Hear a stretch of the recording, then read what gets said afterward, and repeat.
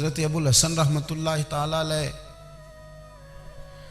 हज़रत माज़ इब्न जबल रदी अल्लाह ताला अन्हु के पास बैठा करते थे। फरमाते हैं उनसे जो प्यार बढ़ा तो फिर मेरा मुसल्ले से भी बढ़ गया। ताबी हैं, फरमाते हैं सहाबी रसूल से मोहब्बत हुई तो जिक्र से भी हो गई, फिर दुरूद शरीफ से भी हो गई। मोहब्बत उनसे बढ़ी तो फिर अल्लाह ने मस्जिद का प्यार भी बढ़ा दिया। आप फरमाते हैं कि मेरी हर वक्त तबीयत चाहती थी कि बस अल्लाह अल्लाह करूं, बस अल्लाह अल्लाह करूं, बस ना मैं ज़रा थोड़ी जान छुड़ाऊं लोगों से, को 10 मिनट मिले तो मैं कुछ 4 नफल पढ़ लूं, मैं थोड़ा सा ना बचूं लोगों से और मुझे तस्बीह मिले तो मैं ना कुछ 400-500 दफ़ा इस्तिग़फ़ार पढ़ूं, सुभान अल्लाह अल्हम्दुलिल्लाह अल्लाहु अकबर ला हौला वला कुव्वता इल्ला बिल्लाह, मैं ना तस्बीहात पढ़ूं। फरमाते हैं कि बच्चे थे घर में 6-7, गुर्बत थी, काम मिलता कोई नहीं था और मैं काम चोर नहीं था, काम ढूंढता था, पर अल्लाह की कुदरत के काम नहीं मिलता था। फरमाते हैं कि मैंने एक दिन अपनी अहलिया से कहा कि आज मैं फिर जाता हूँ काम ढूंढने, तो मेरी बीवी बड़ी फर्मा बरदार थी, पर उस दिन ना गुर्बत के हाथों तंग आके कहने लगी आज ना कोई तू चीज़ लेके आया तो मुझसे बच्चों की भूख नहीं देखी जाती। ये सब रोगां दा रोग मुहम्मद जिसदा नाम गरीबी, कंड बुला के लंघ जाते नहीं दोस्त यार करीबी। आज ना कुछ लेके आया तो मैं बच्चे लेके मेके चली जाऊंगी।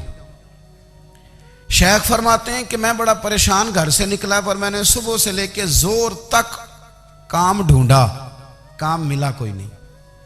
तो मेरे दिल में ख्याल आया चलो काम नहीं मिलता तो अल्लाह अल्लाह तो करे ना, चलो बंदों की मजदूरी नहीं मिलती तो रब करीम की इबादत ही करते हैं। फरमाते हैं कि मैंने ना फुरात के पानी से वुजू किया, नहर के, शदीद धूप थी, साथ रेत थी और रेत तप रही थी। मैंने अपना रुमाल वहीं मुसल्ला के तौर पर बिछा लिया और फरमाते हैं कि जोर से लेकर असर तक नमाज पढ़ी, धूप भी पूरे जोर पे, पर मेरे सजदे का ज़ौक़ भी पूरे जोर पे। फरमाते हैं सूरज भी चमक रहा है और रब की इबादत का ज़ौक़ भी पूरे जोर पे। मैं सजदा करूं तो फिर मेरा उठाने को जी ना चाहे। मेरे उस्ताद लिखा करते थे, ये उनका शेर है, वो कहा करते थे मुझे सोज दे, मुझे साज दे और मुझे नीम शब का न्याज दे, दमे सजदा खुद को मैं तोड़ दूं, मुझे ऐसा ज़ौक़े नमाज दे। और मैं तेरी बहार का फूल हूं, मैं खिला भी हूं तो तेरे लिए, मुझे मेरी शाख से तोड़ ले, मुझे अपनी जुल्फ का नाज दे। भाई फरमाते हैं कि असर तक मैंने नफल पढ़े, दिल ढलने लगा, असर की नमाज पढ़ी और मैं वहां से चला। अब मैं जब निकलने लगा तो दिल में ख्याल आया कि छोटी छोटी दीवारें हैं घर की, बगैर कुछ लिए जाऊंगा तो बीवी दूर से देखेगी तो शोर करेगी कि फिर खाली हाथ आ गया है। कहते मैंने अपने उसी रुमाल में जिस पे मैंने नमाज पढ़ी थी ना, रुमाल में की आखी दे पंजाबी ज साफा, कहते हैं उसी में ना मैंने कुछ रेत भर ली कि वो दूर से देखेगी तो समझेगी कुछ लेके आया है, चलो जाके उसे बता दूंगा कि आज फिर मजदूरी नहीं मिली। कहते हैं वो रेत लेकर जब मैं घर में गया तो पहले बीवी दरवाजे पे खड़ी होती थी, पूछती थी खाली हाथ आ गए हो, आज मैंने देखा तो है ही कोई नहीं। फरमाते हैं मैं अंदर दाखिल हुआ, सलाम लिए, कोने में मैंने वो रुमाल रख दिया और मैंने आवाज दी कि भली मानस कहाँ हो? तो वो कहने लगी आप मुंह हाथ धो ले, मैं रोटी लेके आई। मैंने कहा रोटी कहां से आ गई? यहां तो कई दिनों के फाके, तो कई दिनों की गुर्बत है, यहां तो इस घर में तो फकीरी है। फरमाते हैं कि वो रोटी लेके आई और उस वक़्त की जो मौजूदा नेमतें थी, समझ लें सलाद अचार हर चीज साथ लाई। मैंने कहा कि बच्चे कहाँ गए? कहने लगी वो खाना खा के खेलने गए, आप खाना खा लें आ जाते। खाना उसने चुन दिया। मैंने हैरत अंगेज लहजे में सारी नेमतें अपने दस्तरखान पे देख करके बीवी से पूछा ये कहां से आया खाना, बच्चों को तूने कहां से खाना खिलाया, ये सारा कुछ कैसा है? तो कहने लगी पता नहीं आज आप किस करीम की मजदूरी करने चले गए थे, पता नहीं किस करीम की, मेरे घर में तो इतनी नेमतें आई हैं कि मुझसे संभाली नहीं जा रही, इतना अनाज है, इतना गंदुम है, किस करीम के दरवाजे आज चले गए थे? ये कहते कहते वो उठी और उठ करके कहने लगी पहले ही बड़ा कुछ आया था, अब क्या ले आए हो? और जा करके ना उसने वो रेत वाला रुमाल खोला कहने लगे मैं तो लेके आया था रेत, तो मेरे रब ने उसे भी सोने और हीरे बना दिया था। जब आपकी तवज्जो अल्लाह की जानी, मेरे नबी पाक सल्लल्लाहु ताला अलैहि वसल्लम ने फरमाया हर चीज अपने रब से मांग, हर चीज मांग, हर चीज मांग। या रसूलल्लाह क्या कुछ? मेरे महबूब ने फरमाया तेरे घर में नमक भी खत्म हो जाए तो वो भी अपने रब से मांगा कर। तू मांगना, वो तुझे देगा। तू उसकी बारगाह में कशकोले तलब दराज तो करना। और तिरमिजी शरीफ में अजीब लफ्ज है, रसूल कायनात ने फरमाया, रब करीम फरमाते हैं जब मेरा बंदा हाथ उठाता है ना तो मुझे हया आती है कि मैं खाली कैसे लौटा दूं इसके। इतने बड़े बादशाह की बारगाह में। ओ भाई, लोगों से इज्जतें तलाश करते हो तो वो क्या तुम्हें इज्जत देंगे? वो तो कल अच्छा कहते हैं, परसों बुरा कहने लग जाते हैं। लोगों के सामने गुड बुक में आना चाहोगे तो वो तो सवेरे तुम्हारे बारे में कुछ कहेंगे, शाम कुछ और कहेंगे। अपनी रूहानी जिंदगी आबाद करें, अपने मुसल्ले को वक्त दें और दुनिया से छुप कर, इस मोबाइल को बंद करके और अपने आप से भी छुप के और तन्हा होके, छुपा के सारा कुछ अपने आंसू अपने रब की बारगाह में पेश करें, उसके हुजूर हाजिरी दें। सुनो ना तिरमिज़ी की हदीस और इसे याद रखना। नबी पाक अलैहिस्सलाम ने फरमाया अपने दुख लोगों के सामने ना बयान करना, सेठों नवाबों को ना बताते फिरना, दुनियादारों के सामने जाके ना रोना कि मैं तकलीफ में हूं। पर मैं अगर दुनियादारों को दुख बताओगे रब तुम्हें कभी गनी नहीं करेगा। और लोग हैं कि उल्टा मजाक उड़ाएंगे। आपकी जिससे बड़ी पक्की यारी है ना, पक्की, वो तब तक पक्की है जब तक आपने 50,000 मांगा नहीं। और जिस वक्त आपने कह दिया कि मैं मजबूर हूं मेरी मदद कर, तो फिर खत्म हो गई दोस्ती। लोगों की ताल्लुकात आपके साथ तब तक हैं जब तक आप उनसे कोई जरूरत वाबस्ता नहीं करते।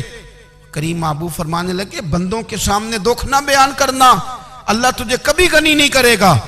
तो अपने दुख अपने रब को बता, तू दुआएं मांग, तू उसकी बारगाह में हाजिर हो, तू उसके हुजूर अर्ज कर। फरमाया अपने दुख अपने रब को बता, वो जल्दी करे या देर से करे तुझे सारी दुनिया से बेनियाज कर देगा, तुझे किसी का मोहताज नहीं रहने देगा। अपने मुसल्ले को, अपनी दुआओं को। एक बुजुर्ग नबी करीम सल्लल्लाहु ताला अलैहि वसल्लम के ना कुछ सहाबा अल्लाह की मोहब्बत के शौक में हुजूर की बारगाह में हाजिर हुए। और उन्होंने आके अर्ज पता क्या किया? अर्ज करने लगे या रसूल अल्लाह सल्लल्लाहु ताला अलैहि वसल्लम सालों बीत गए हैं सजदे करते हुए, हुजूर सालों बीत गए हैं तस्बीह पढ़ते हुए, सालों बीत गए कहते हुए कि सुबहान अल्लाह वो पाक है। हमें सालों बीत गए ये कहते हुए कि अल्लाह अकबर वही सबसे बड़ा है। सालों बीत गए कहते हुए कि अल्हम्दुलिल्लाह सारी तारीफ़ें अल्लाह के लिए। सालों बीत गए उसकी तस्बीह करते, तहलील करते, तकबीर कहते। हुजूर अब ना हमारा अपने रब से मिलने को जी चाहता है। कभी यह हकीकत मुंतज़िर नजर आ न लिबास मजाज में, लाखों सजदे तड़प रहे हैं मेरी जबीने नियाज में। और इकबाल कहने लगे कि तेरे इश्क की इंतहा चाहता हूँ, तू मेरी सादगी देख क्या चाहता हूँ। मेरा जरा सा तो दिल है मगर शोख इतना, मैं वही लन तरानी सुना चाहता हूँ। मेरा भी दिल करता है कि अल्लाह मैं तुझे कहूँ मैं तुझे देखना चाहता हूँ, जिस तरह हज़रत मूसा कलीम अलैहिस्सलाम ने कहा था। और तू मुझे कहे कि लन तरानी तू नहीं देख सकता, ज़रा सा तो दिल है मगर शोख इतना, मैं भी वही लन तरानी सुना चाहता हूँ। फिर कहने लगे भरी बज़्म में राज की बात कह दी, बड़ा बेअदब हूँ सजा चाहता हूँ। देखो सब लोगों के बीच ही मैंने ये कह दिया। मेरे अजीज सहाबा ना शौक में, कितने सारे लोग हैं आप, कितनी माशाल्लाह बड़ी तादाद में आप आए। हम भी कभी इस शौक में गए हैं कि हमारे रब को देखने को दिल चाहता है,